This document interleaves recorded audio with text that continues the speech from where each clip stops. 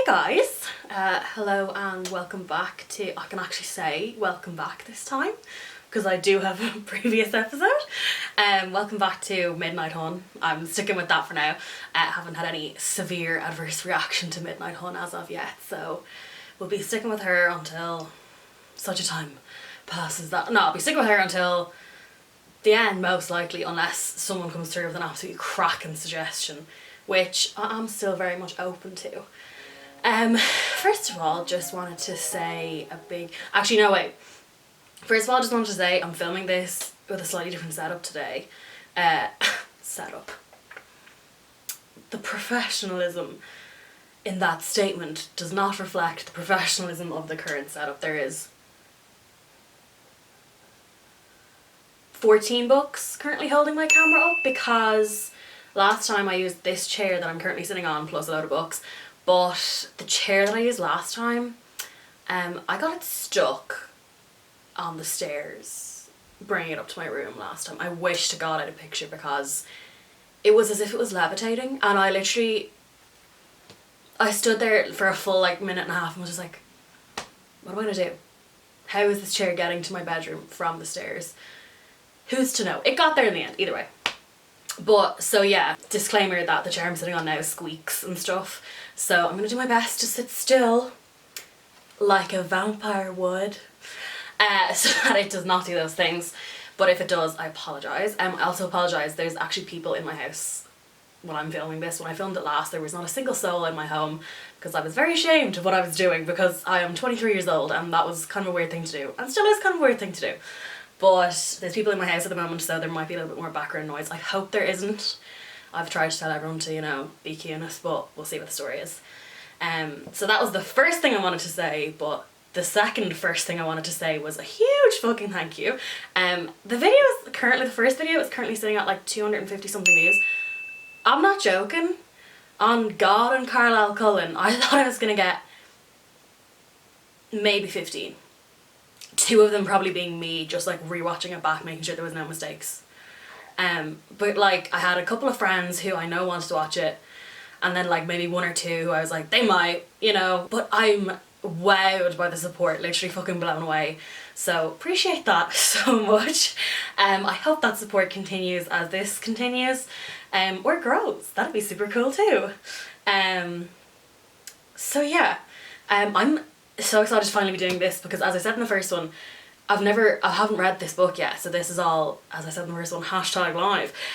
So I'm really excited to actually finally be able to get to read the second chapter, because that's what I've been holding out on most, is A, a time to film, and B, like trying to get there quicker because I'm like, oh, I really actually want to read this book. So here we go, gonna read chapter 2.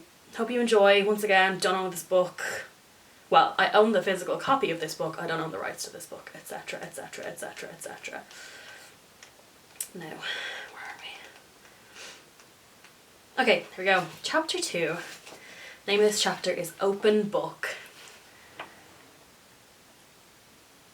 Like this.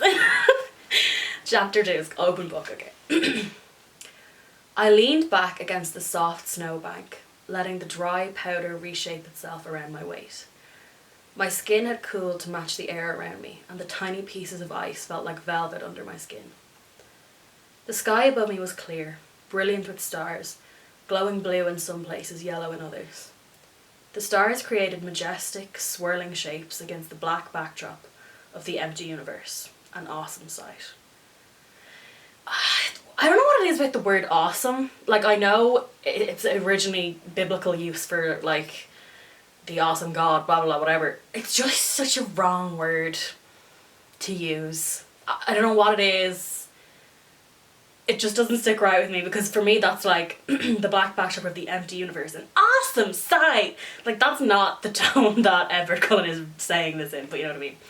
Also, the black backdrop of the empty universe is, I was gonna say just a fan fiction line, but you know what? It's a me fanfiction line. Fun fact about me, guys. I used to write fanfiction. Not actually about Twilight.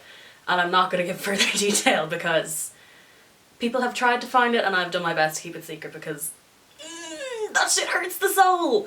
But that was something I was such a fan of.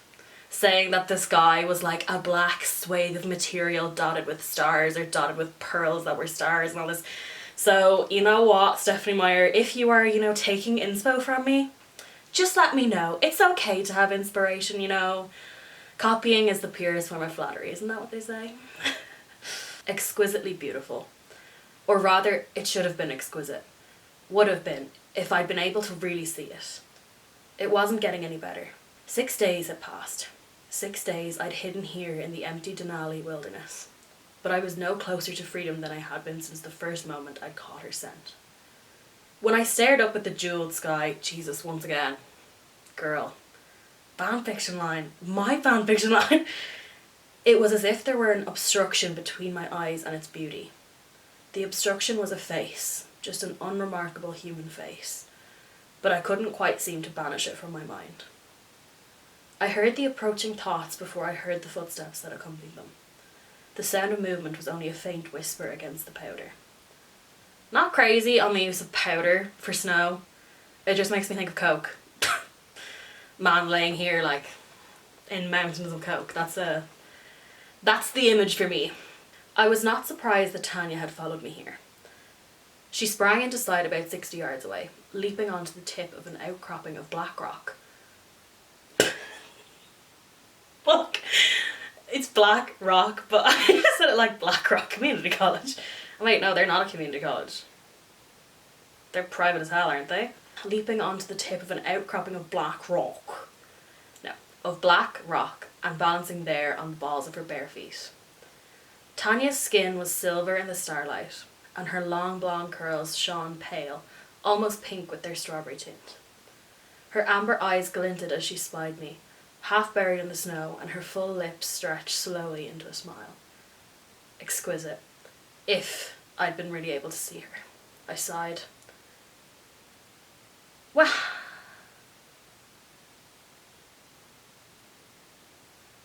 do all the vampires have gold eyes? If they're full? I thought they have... Oh no, hang on now.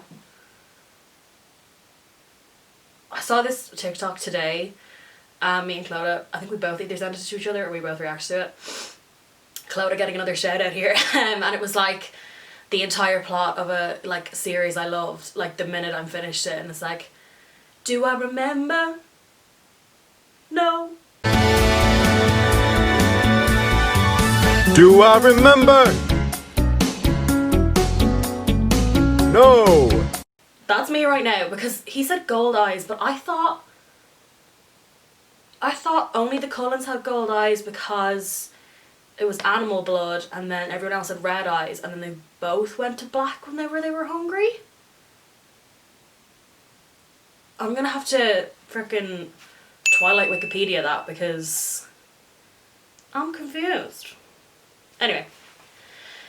She hadn't dressed for human eyes. She wore only a thin cotton camisole and a pair of shorts. Crouching down on the promontory of stone, she touched the rock with her fingertips, and her body coiled. Cannonball, she thought. She launched herself into the air. Her shape became a dark, twisting shadow as she spun gracefully between the stars and me. She curled herself into a ball just as she struck the piled snowbank beside me. A blizzard of snow flew up around me. The stars went black, and I was buried deep in the feathery ice crystals. I sighed again, breathing in the ice. Now see, here again, he's fucking saying, I sighed again, breathing in the ice. He's only around a vampire at this point, which means he doesn't need to breathe, which means he's just being dramatic.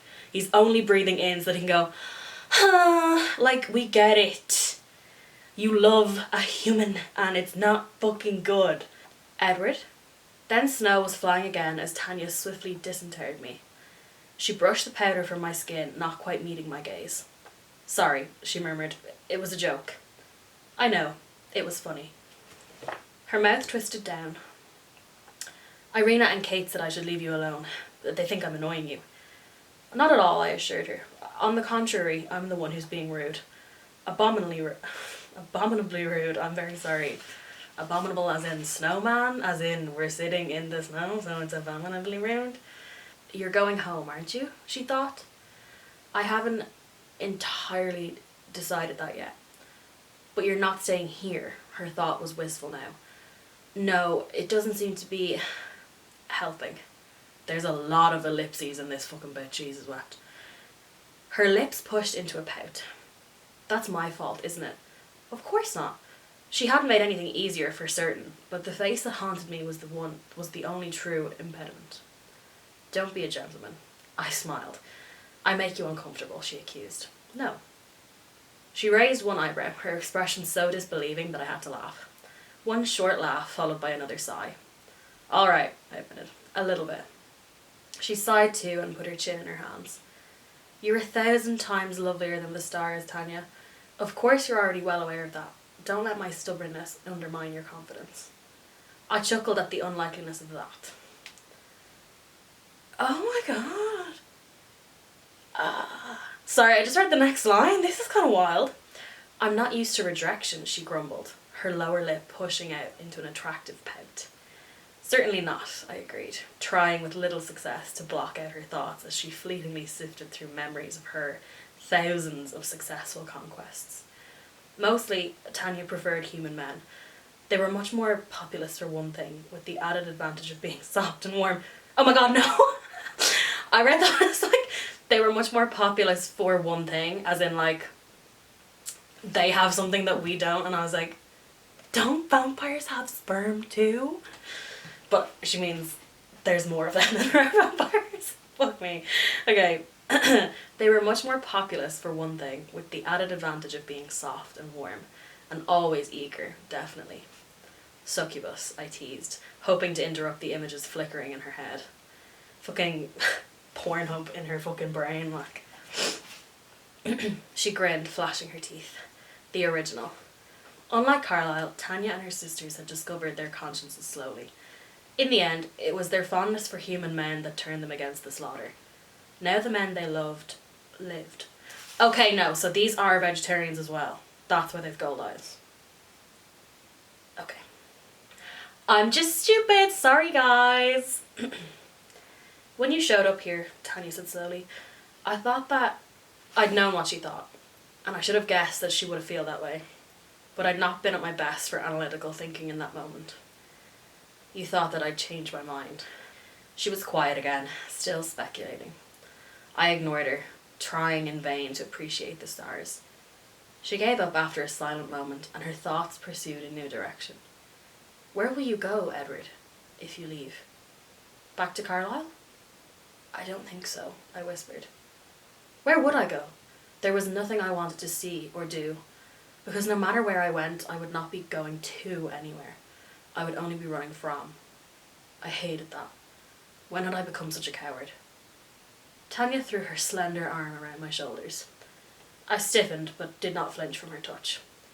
She meant it as nothing more than friendly comfort. Mostly. I think that you will go back, she said, her voice taking on just a hint of her long-lost Russian accent. No matter what it is, or who it is that haunts you, you'll face it head on. You're the type. I kissed her cheek, pulling back swiftly when she twisted her face toward mine. She smiled ruefully at my quickness. Thank you, Tanya. I needed to hear that. Her thoughts turned petulant. You're welcome, I guess. I wish you'd be more reasonable about things, Edward. I'm sorry, Tanya. You know you're far too good for me. I just haven't found what I'm looking for yet. Yes, you have, and that's the issue. Sorry, I'm such a giddy person when it comes to Twilight. Well, if you leave before I see you again, goodbye, Edward. Goodbye, Tanya. As I said the words, I could see it. I could see myself leaving, being strong enough to go back to the one place I wanted to be. She didn't look back. My rejection bothered her more than she'd let on before, even in her thoughts. She wouldn't want to see me again before I left. I put my chin on my knees and stared up at the stars again, though I was suddenly anxious to be on my way. I knew that Alice would see me coming home, that she would tell the others. This would make them happy, Carlisle and Esme especially. But I gazed at the stars for one more moment, trying to see past the face in my head. Between me and the brilliant lights in the sky, a pair of bewildered chocolate-brown eyes wondered at my motives, seeming to ask what this decision would mean for her. Tell you right, like that her at the end of that sentence was in italics. Stephenie Meyer, very fond of the italics. There's a lot of fucking highlighted words here. Nothing against it, just a note. Bella Swan's eyes continued to question, and an unobstructed view of the stars continued to elude me. With a heavy sigh, I gave up and got to my feet. In a hurry to see my family, and wanting very much to be the Edward who faced things head on, I raced across the starlit snowfield, leaving no footprints. Starlit snowfield? What a lovely bit of alliteration. I was about to say, what a really good writer. Like, she is a fucking author, Vanilla. Anyway. It's going to be okay, Alice breathed. Her eyes were unfocused, and Jasper had one hand lightly under her elbow, guiding her forward as we walked into the rundown cafeteria in a close huddled group. Rosalie and Emmett led the way, Emmett looking ridiculously like a bodyguard in the middle of a hostile territory. Rose looked wary too, but much more irritated than protective. Of course it is, I grumbled. Their behaviour was ludicrous. If I weren't positive that I could handle this moment, I would have stayed home. Stop underestimating me, guys! I can totally not kill this girl! The sudden shift from our normal, even playful morning. It had snowed in the night, and Emmett and Jasper were not above taking advantage of my distraction to bombard me with slush balls. The fuck is a slush ball? When they got bored of my lack of response, they turned on each other. To this overdone vigilance would have been comical if it weren't so irritating. She's not here yet, but the way she's going to come in, she won't be downwind if we sit in our regular spot. Of course we'll sit in our regular spot. Stop it, Alice. You're getting on my nerves. I'll be absolutely fine. She blinked once as Jasper helped her into her seat, and her eyes finally focused on my face. Jasper helping her into her seat like a fucking toddler's chair at the end of the table. Like, I know she's like 4'10", but come on, guys, she's not that small. Today my nerves were stretched tight, piano wires tense to sing at the lightest pressure. Get it, guys? Because Edward plays the piano. My senses were hyper alert. I scanned every sound, every sight, every movement of the air that touched my skin, every thought. Especially the thoughts. I was expecting to hear more about the Cullens and the thoughts that I sifted through. All day I'd been waiting, searching for whichever new acquaintance Bella Swan might have confided in, trying to see the direction the new gossip would take. Several of the humans here were still thinking of her, still thinking the same thoughts from last week. Instead of finding this unutterably boring, I was now fascinated. Had she said nothing to anyone about me? There was... it's like a gossip. Has she said anything about me? Oh my god! There was no way that she had not noticed my black, murderous glare. I had seen her react to it. Surely I'd traumatized her. A normal girl would have asked around, compared her experience to others, looked for common ground that would explain my behaviour so she didn't feel singled out. Humans were constantly desperate to feel normal, to fit in. Alright, Edward, I need to fucking rat us out there. Bella must be exceptionally shy if she hadn't confided in anyone. Perhaps she had spoken to her father. Maybe that was the strongest relationship.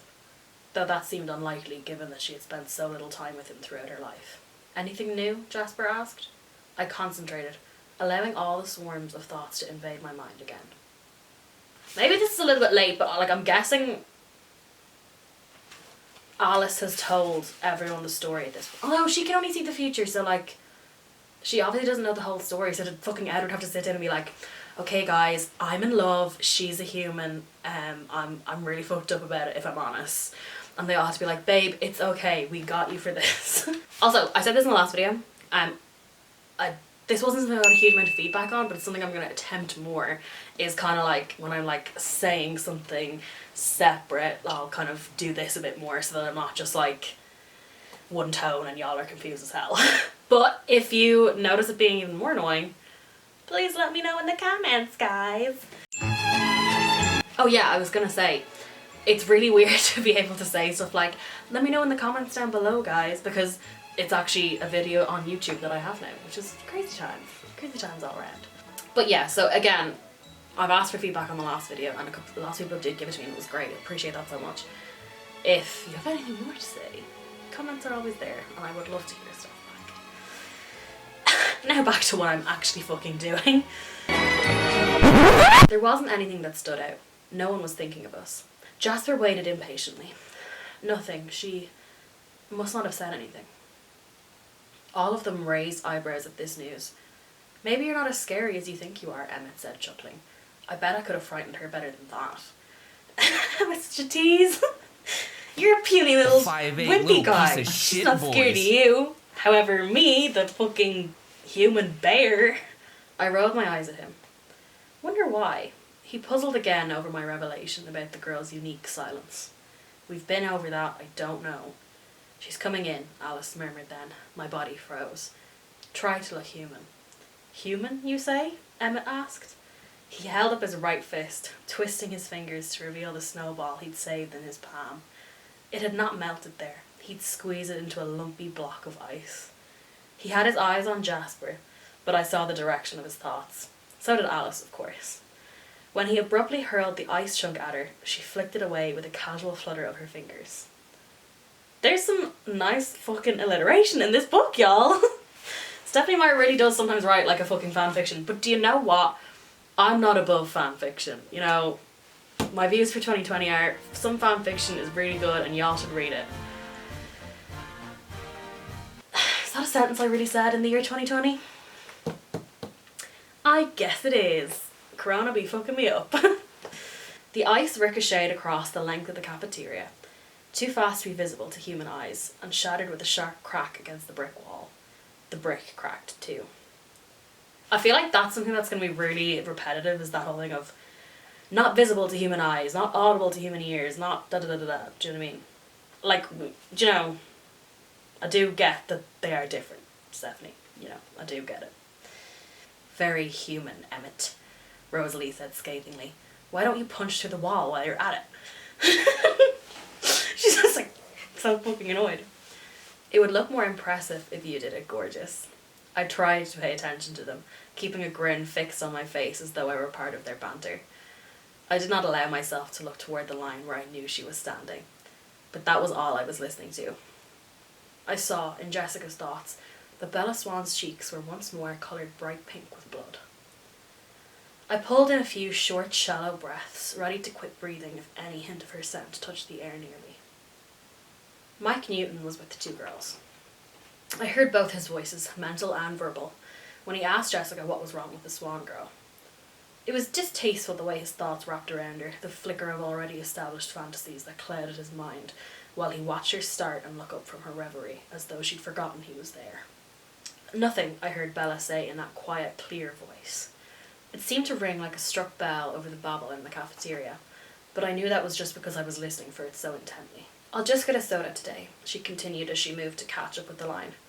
I couldn't help flickering one glance in her direction. I looked away quickly to Emmett, who laughed at the now pained-looking smile on my face. You look sick, brother mine. Emmett's just like, I literally do feel like he is just the fucking comedy relief, do you know? Like, he is just literally there to take the piss out of Edward and that's it. Have a good time. Be with a beautiful girl and take the piss out of his brother. Love to see it. I rearranged my features so the expression would seem casual and effortless. Jessica was wondering aloud about the girl's lack of appetite. Aren't you hungry? Actually, I feel a little sick. Her voice was lower, but still very clear. Why did it bother me, the protective concern that suddenly emanated from Mike Newton's thoughts? What did it matter that there was a possessive edge to them? Hadn't I wanted, instinctively, to protect her too? Before I wanted to kill her, that is. Regardless, I didn't like monitoring her through Mike's thoughts. I switched to Jessica's, watching carefully as the three of them chose which table to sit at. He really does say it as if it's like a fucking, like, TV channels. It's like, Mike, nah, Jessica, we'll stick with you for now. Alice elbowed me. She's going to look soon. Act human. I clenched my teeth behind my grin. Ease up, Edward, Emmett said, honestly. So you kill one human. That's hardly the end of the world. I fucking love Emmett. Do you know what? I feel like this is the kind of thing that'll like give me a more, like a better appreciation for Emmett. Like obviously love him in the books and love him in the films anyway, but I feel like it obviously I was very obsessed with Twilight. This is, you know, a matter that we hold it onto us to be true. And clearly I kind of still am because I mean like here we are today doing this. But I feel like you did kind of like pick favourites. So like obviously, you know, Team Edward, quite obvious. I was also Team Carlisle deep down, and then I wasn't so much Team Alice in that I thought I was Alice and tried to convince myself and others that I was a vampire. But I do kind of like this whole thing of like getting more backstory on the Cullens. And again, like I know like this whole thing of Stephenie Meyer's writing 4 more books. I kind of would love like a Cullen book. Like I'd love like a day-to-day, like a diary kind of thing. Like it's like Emmett's diary is like, dear diary, today I, you know, took the piss out of all my siblings, had so much fun, you know, ate a deer, love my life, had a snow fight, good night. And then like Jasper this like, captain's log, I'm fucking dying and I hate this shit. Every day is suffering and pain. Like I would kind of love like a simple book, as in like a not hugely story based one, but I mean, that's unlikely to happen. And that's A, unlikely to happen, and B, what fan fiction is kind of for. So you know what? We'll see. So yeah, Emmett's just said that eating one person is not the end of the world. You would know, I murmured. Emmett laughed. You've got to learn to get over things, like I do. Eternity is a long time to wallow in guilt. Just then, Alice tossed a smaller handful of ice that she'd been hiding into Emmett's unsuspecting face. He blinked, surprised, and then grinned in anticipation. You asked for it, he said as he leaned across the table and shook his ice-encrusted hair in her direction. The snow, melting in the warm room, flew out from his hair in a thick shower of half-liquid, half-ice. I'm just thinking now, though, right, like the whole thing of them saying, like, he held the snow in his hand and it didn't melt because they were cold. Would they, like, come in if it was snowing, like, covered in snow, and if they, like, didn't, like, dust it off, would they just be, like, permanently, like, icy? Not, like, Saweetie icy, but like literally like snow on the shoulders and in the hair, like just for the day. That'd be kind of cool, but they would look stupid. Ew, Rose complained as she and Alice recoiled from the deluge. Alice laughed and we all joined in. I could see in Alice's head how she'd orchestrated this perfect moment, and I knew that the girl, I should stop thinking of her that way, as if she were the only girl in the world. She's the only girl in the world for you, Bo! Love it. That Bella would be watching us laugh and play, looking as happy and human and unrealistically ideal as a Norman Rockwell painting. Staring at the Cullens again, someone thought, catching my attention. I looked automatically toward the unintentional call, easily recognising the voice as my eyes found their destination. But my eyes slid right past Jessica and focused on the girl's penetrating gaze. She looked down quickly, hiding behind her thick hair again. What was she thinking? The frustration seemed to be getting more acute as time went on, rather than dulling. I tried, uncertain, for I'd never done this before, to probe with my mind at the silence around her. What is it about her, Jessica thought, echoing my own irritation. Edward Cullen is staring at you, she whispered in the Swan Girl's ear, adding a giggle. There was no hint of her jealous annoyance in her tone. Jessica seemed to be skilled at feigning friendship. Jessica seemed to be skilled at being a bitch, said Edward Cullen. He doesn't look angry, does he? She whispered back. So she had noticed my wild reaction last week. Of course she had. No, Jess told her. Sorry, fucking shorten it to Jess. Very casual. No, Jess told her, and I knew that she wished she could say yes. How it rankled her, my staring. Though there was no trace of that in her voice. Should he be? I don't think he likes me, the girl whispered back, laying her head down on her arm as if she were suddenly tired. I tried to understand the motion, but I could only make guesses. Maybe she was tired. The Cullens don't like anybody, Jess reassured her. Well, they don't notice anybody enough to like them. They never used to. Her thought was a grumble of a complaint. When the lunch period ended, I stayed in my seat. The humans filed out, and I caught myself trying to distinguish the sound of her footsteps from the rest, as if there was something important or unusual about them. How stupid. My family made no move to leave either. They waited to see what I would do. As a family, we'd already discussed this moment from every possible angle.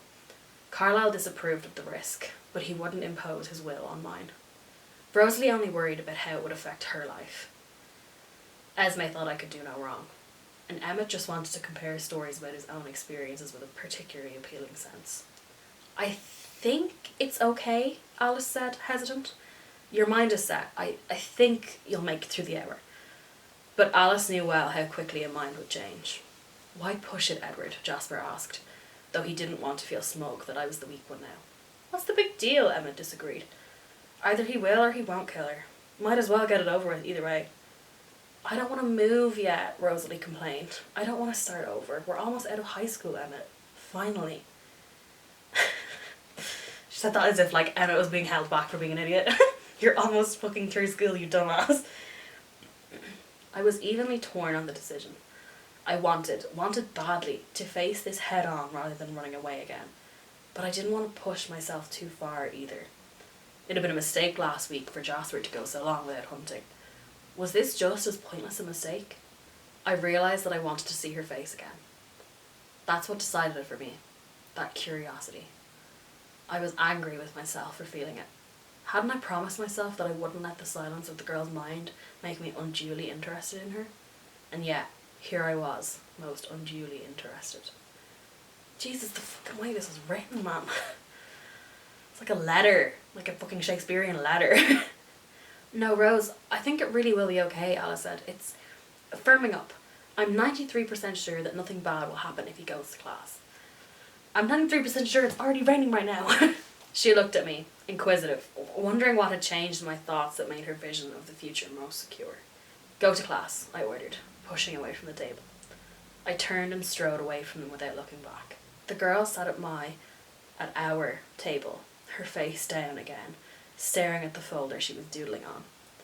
I examined the sketch as I approached, interested in even this trivial creation of her mind, but it was meaningless, just a random scribbling of loops within loops.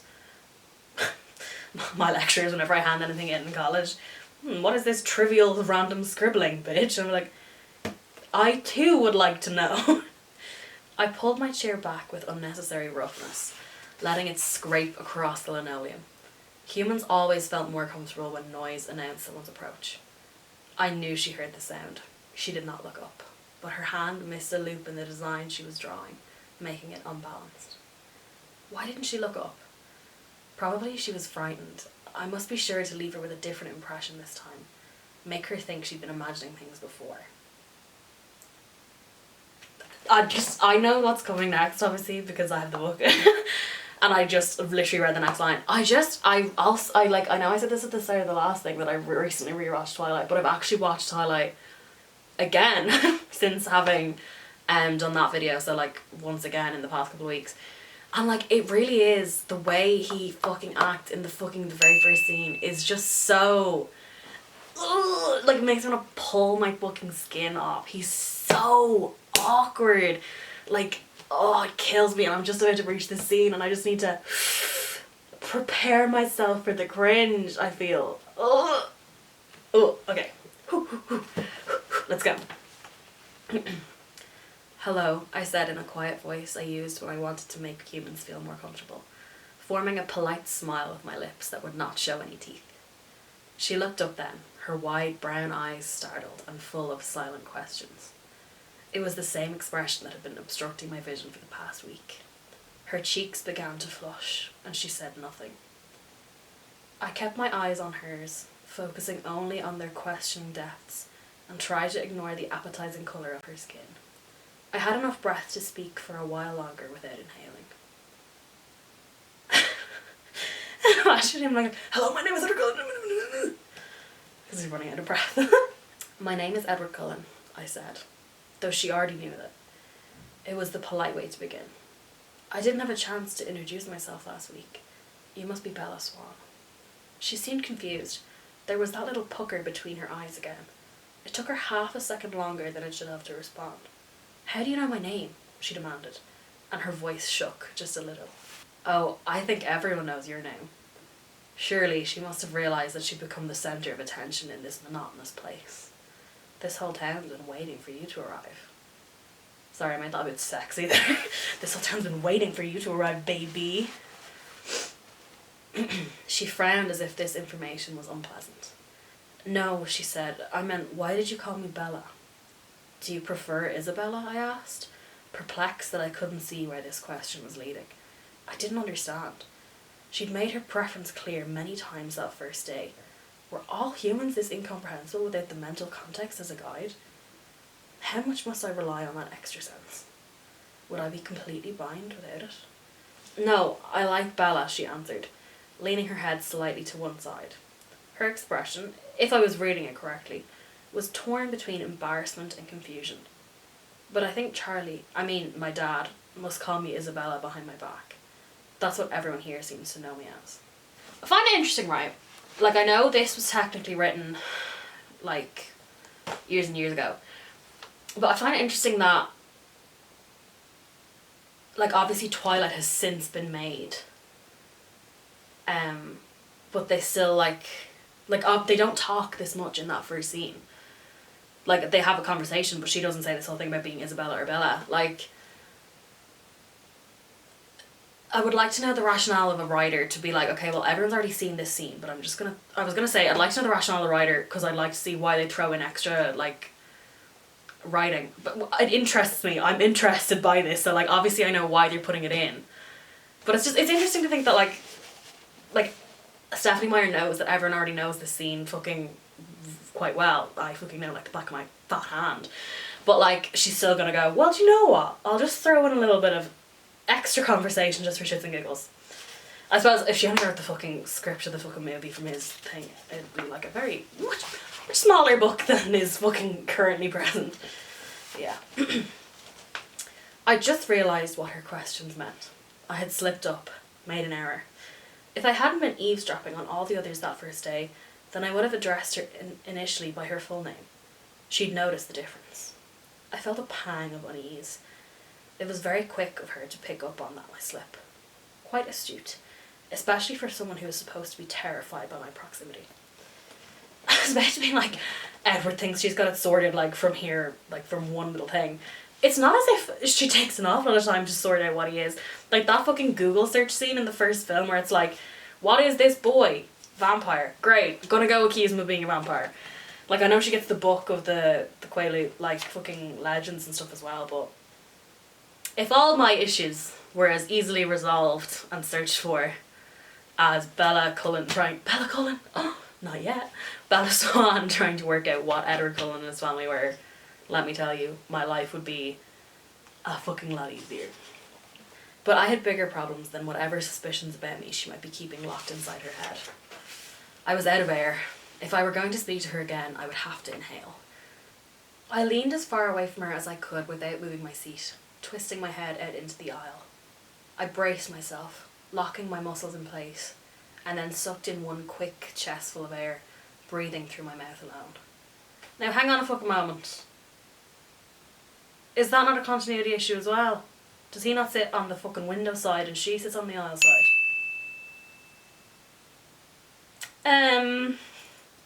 Excuse me. The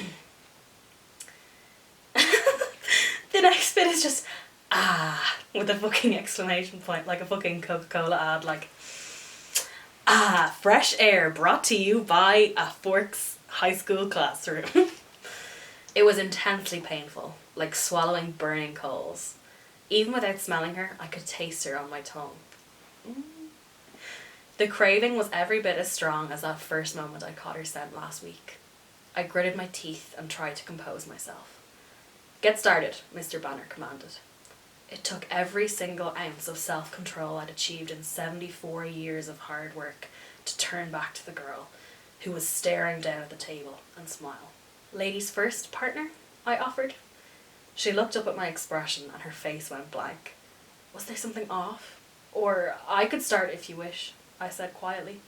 No, she said, and her face went from white to red again. I'll go ahead. I don't know why, but I've just read that from white to red again. I don't know if you've seen those TikToks where it's the people who make the Poland flag out of literally everything. That would be the supremely perfect thing to do, would be the fucking Bella Swan Poland flag. I took another quick breath through my teeth and winced as the taste scorched the inside of my throat. Prophase, she said after a quick examination. She started to remove the slide, though she barely examined it. Do you mind if I look? Instinctively, stupidly, as if I were one of her kind. I reached out to stop her hand from removing the slide. For 1 second, the heat of her skin burned into mine. It was like an electric pulse.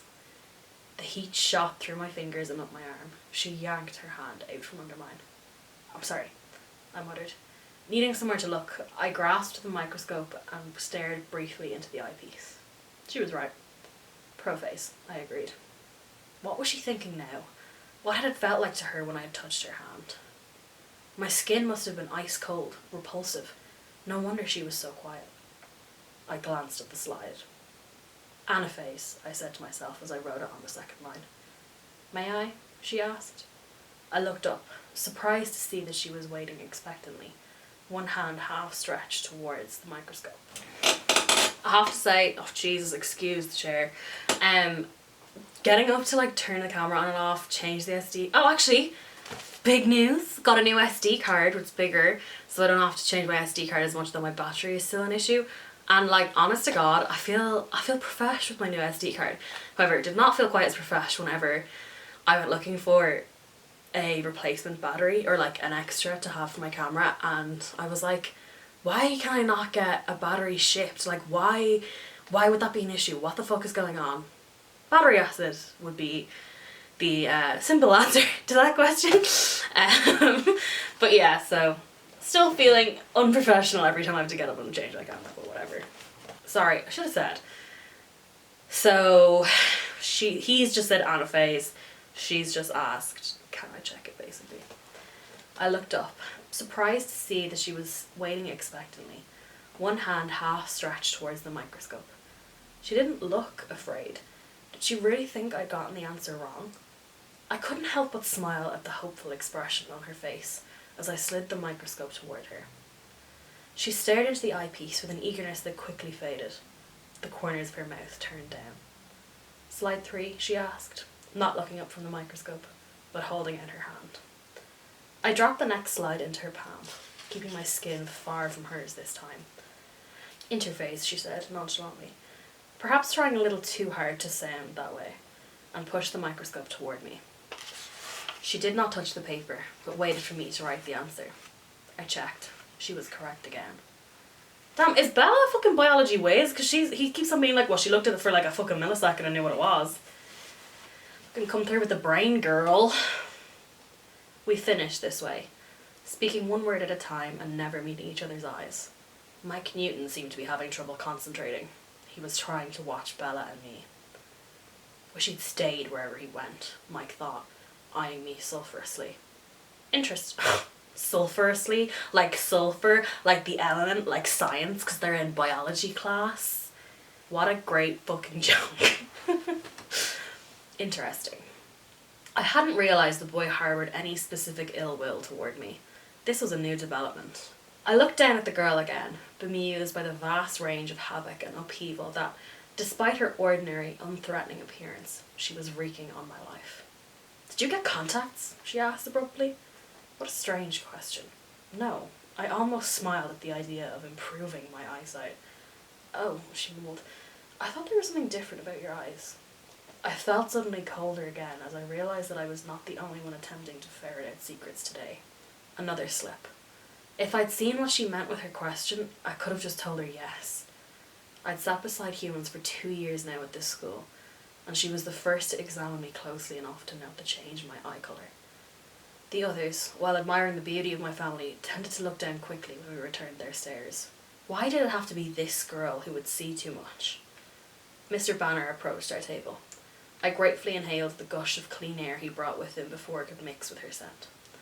"So, Edward," he said, looking over our answers, "didn't you think Isabella should get a chance with the microscope?"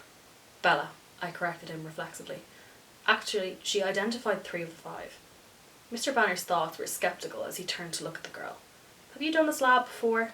I watched engrossed as she smiled, looking slightly embarrassed. "Not with onion root." "Whitefish blastula?" Mr. Banner probed. "Yeah." This surprised him. Today's lab was something he'd pulled from a senior class course. He nodded thoughtfully at the girl. "Were you on an advanced placement program in Phoenix?" "Yes." She was advanced then, intelligent for a human. This did not surprise me. Well, it surprised me. Oh, damn. I'm just realising my camera was very possibly out of focus for a big old chunk of that. But I have to, like, this is, like, again, like, really do love this whole thing of, like, getting the backstory. Like, would never, I was gonna say, would never have considered Bella super like, smart. I'm not saying she's dumb, but as in, like, it is interesting to get that thing of, like, as a human, like, she is actually kind of class, do you know? Like, she's not just good at seducing him, like, she was actually, like, a good human, you know what I mean? Loving this, loving this. 2 slips so far in 1/2 hour. An extremely poor showing on my part. Though I had no idea at all what the girl thought of me, how much did she fear, how much did she suspect? I knew I needed to put forth a better effort to leave her with a new impression. Something to quell her memories of our ferocious last encounter. It's too bad about the snow, isn't it? I said, repeating the small talk that I'd heard a dozen students discuss already. A boring, standard topic of conversation. The weather, always safe. Did an Irish person write this fucking paragraph? She stared at me with obvious doubt in her eyes. An abnormal reaction to my very normal words. Not really.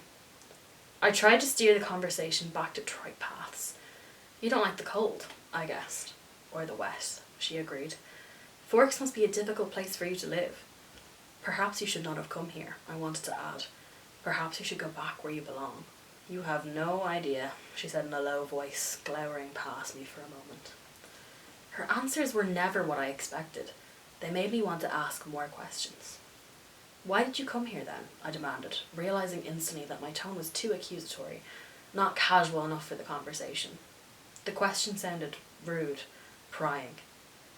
It's complicated. She blinked, leaving it at that, and I nearly imploded out of curiosity. I think I can keep up, I insisted. Perhaps common courtesy would compel her to answer my questions as long as I was impolite enough to ask them. She looked up suddenly. It was a relief to be able to see the emotions in her eyes. She spoke in a rush, hurrying through her words. My mother got remarried. Ah, this was human enough, easy to understand. Sorrow flitted across her face, bringing the small pucker back between her brows. That doesn't sound so complex, I said, my voice gentle, without my working to make it that way. Her dejection left me oddly helpless, wishing there was something I could do that make her feel a bit better. A strange impulse. When did that happen? Last September. She exhaled heavily, not quite a sigh. I froze for a moment as her warm breath gushed across my face. And you don't like him? I guessed after that short pause, still fishing for more information. No, Phil is fine, she said, correcting my assumption.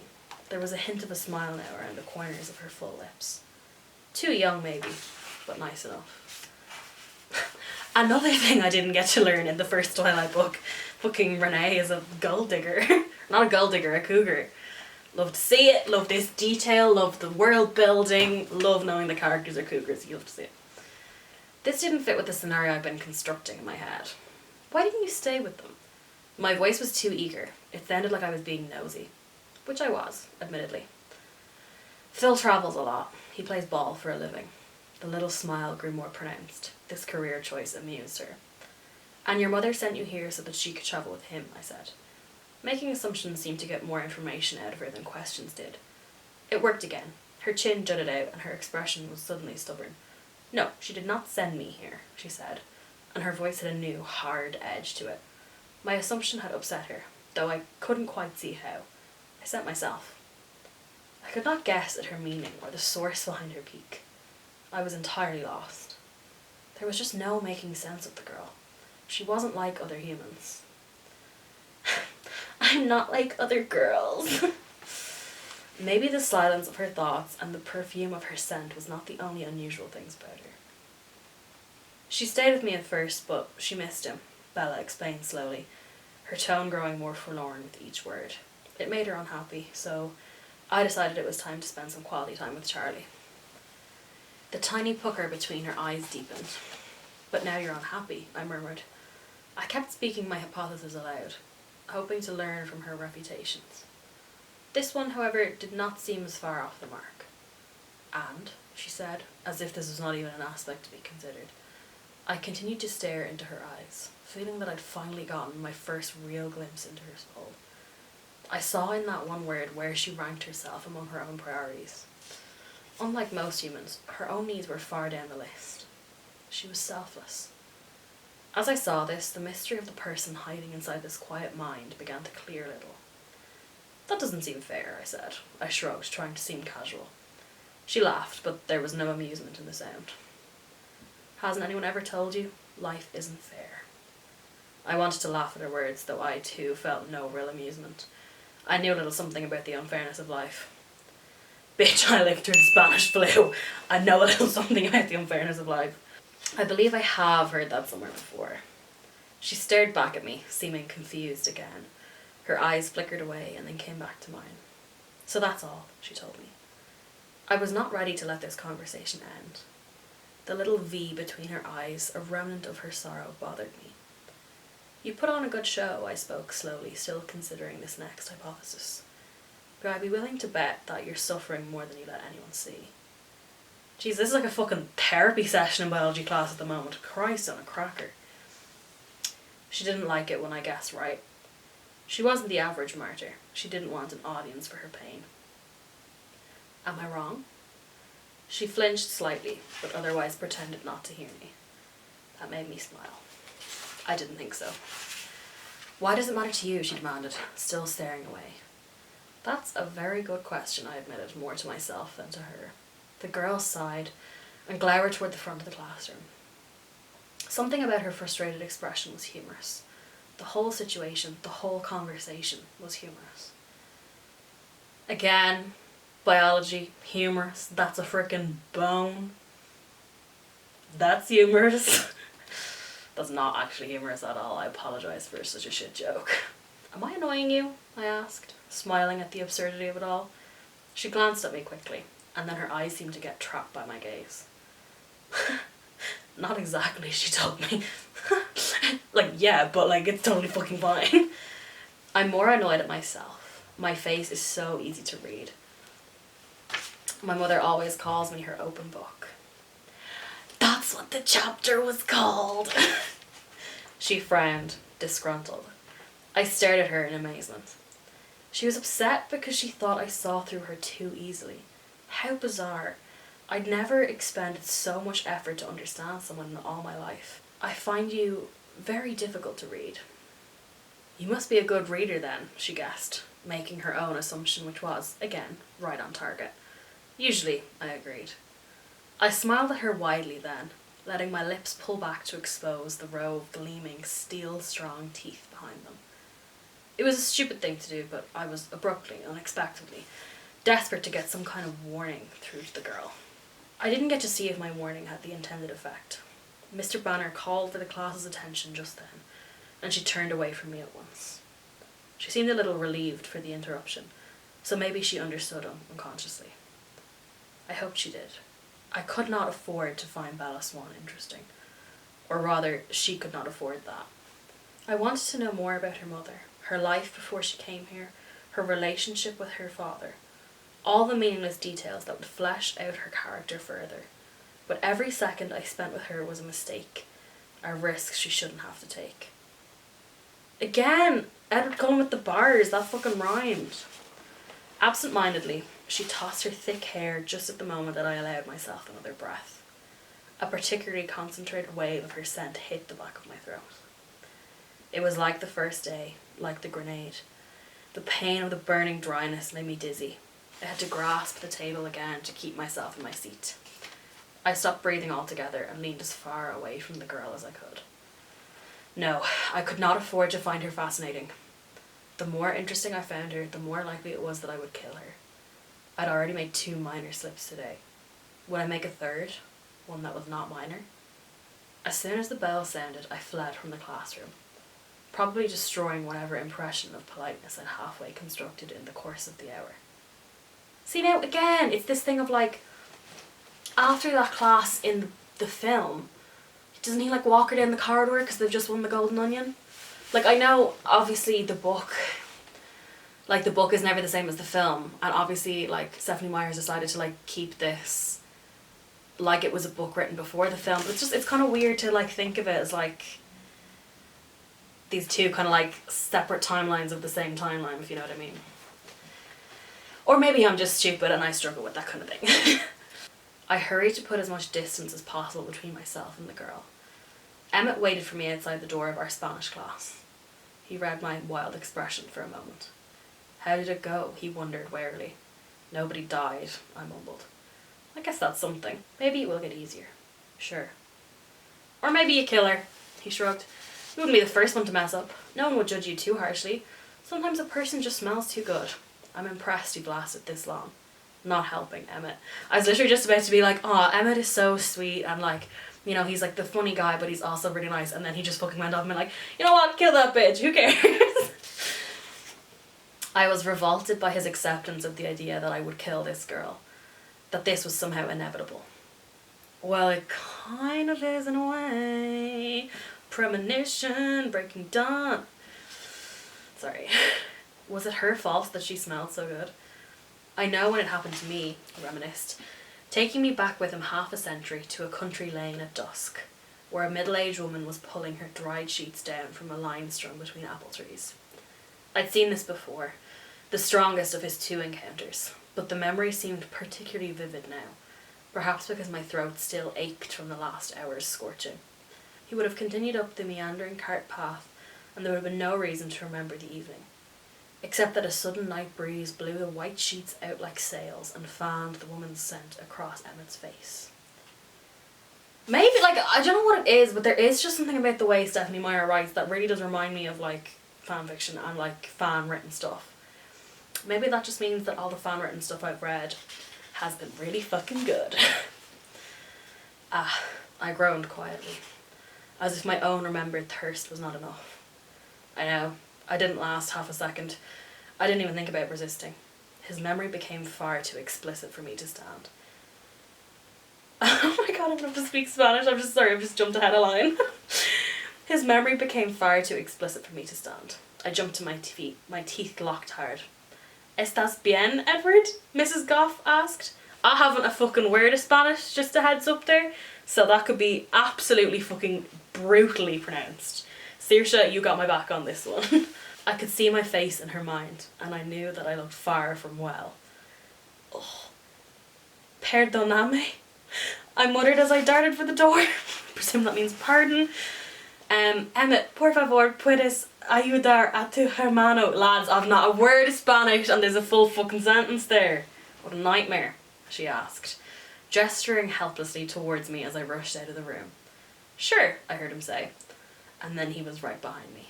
He followed me to the far side of the building, where he caught up to me and put his hand on my shoulder. I shoved his hand away with unnecessary force. It would have shattered the bones in a human hand, and the bones in the arm attached to it. Sorry, Edward. He was quiet for a moment. Maybe... No, it would not be better if I got it over with. Go back to class, Emmett. I want to be alone. He turned away without another word or thought and walked quickly away. He would tell the Spanish teacher that I was sick, or ditching, or a dangerously out-of-control vampire. Did his excuse really matter? Maybe I wasn't coming back. Maybe I had to leave. Like, excuse me, I'm not fucking, how do you say, excuse me, mon teacher, mon hermano is a dangerously out-of-control vampiro. I'm fluent, okay? I returned to my car to wait for school to end, to hide again.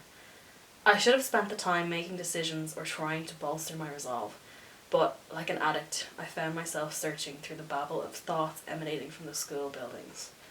Mike Newton's thoughts caught my attention, and I located her at last, in gym with him. He was unhappy because I'd spoken to her today in biology. He was running over her response when he'd brought the subject up. I've never seen him actually say more than a word here or there to anyone. Of course he would decide to talk to Bella. I don't like the way he looks at her, but she didn't seem too excited about him. What did she say to me earlier? Wonder what was with him last Monday? Something like that? Didn't sound like she cared. Could have been much of a conversation. He cheered himself with the idea that Bella had not been interested in her exchange with me. This annoyed me quite a bit, so I stopped listening to him. I wanted to know exactly when she would leave the gym, when she would be in the parking lot. I didn't want her to take me by surprise. As the students started to file out the gym doors, I got out of my car, not sure why I did it. The rain was light. I ignored it as it slowly saturated my hair. Did I want her to see me here? Did I hope she would come to speak to me? What was I doing? She didn't look at me. A few times she glanced up at the clouds of the sky as if they had offended her. Would she have spoken to me? Would I have spoken to her? She got into a faded red Chevy truck, a rusted behemoth that was older than her father. I watched her start the truck. The old engine roared louder than any other vehicle on the lot, and then hold her hands out toward the heating vents. The cold was uncomfortable to her. She didn't like it. She combed her fingers through her thick hair, pulling locks through the stream of hot air as though she was trying to dry them. I imagined what the cab of that truck would smell like and then quickly drove out the thought. Edward's a fucking pervert. That sounds creepy as hell. She glanced around as she prepared to back out and finally looked in my direction. She stared back at me for only half a second, and all I could read in her eyes was surprise before she tore them away and jerked the truck into reverse. And then squealed to a stop again, the back end of the truck missing a collision with Nicole Casey's compact by mere inches.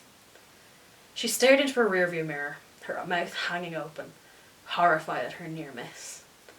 When the other, I was about to say, if you're horrified by that near miss, you're going to be super horrified by the near miss that's going to happen in probably like a chapter or two. When the other car had pulled past her, she checked all her blind spots twice and then inched out of the parking space so cautiously that it made me grin. It was as though she thought she was dangerous in her decrepit truck. The thought of Bella Swan being dangerous to anyone, no matter what she was driving, had me laughing while the girl drove past me, staring straight ahead. And that was the end of chapter 2. I really hope you enjoyed that chapter. I feel like that one wasn't maybe as entertaining as the first one, or maybe that's just me. So we'll see what pizzazz I can spin on that in the edit. By now you'll have seen all that, so who knows. If you enjoyed this, please consider giving a like, a wee comment, maybe share with your friends if you think there's someone who'd enjoy it. Subscribe, I don't know, whatever. Obviously, you know, you do you. Fucking dislike it. Comment a hate comment. Tell your friends how much you hate this shit. You do you. But yeah, if you've made it this far, or if you watched even so much as 5 minutes of the video, I appreciate that so fucking much. And I feel like this is a bit wary of me to say because it could also literally not happen. But I'm hoping to get this chapter up. This is Sunday night that I'm filming this. I'm hoping to get this chapter up on YouTube by Tuesday or Wednesday at the latest. I'd love Tuesday because last week it was Tuesday, so I'd love to be able to be a queen who actually, you know, follows the schedule. But I'm hoping to maybe do a live stream on Halloween night of chapter 3. Eek. But very much on, I want to get chapter 2 out first so that you don't have to come into chapter 3 not knowing what the fuck is going on. So I'll keep you guys updated on that on my Instagram account that I made, which is at midnight__hun,